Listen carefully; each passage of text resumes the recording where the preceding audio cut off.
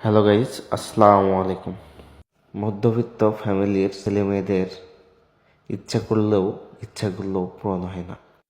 তারপরেও আমাদের প্রত্যেকটা মানুষকে যে কোনো একটা টার্গেট করতে হয়।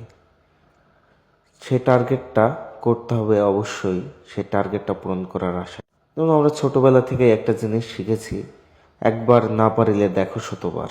তো চেষ্টা তো আর বৃথা যায় না, তাই অবশ্যই চেষ্টা করতে হবে নিজের সাধ্যমতো। তাই বলে বড় চেষ্টা করলে তো আর সেটা হবে না। মনে আজকে আমরা সবাই মিলে বাইরে ঘুরতে গেছিলাম। ঘুরতে যাওয়ার পর সবাই মিলে মনে করলাম যে বাইরে আজকে খাবারটা খাবো।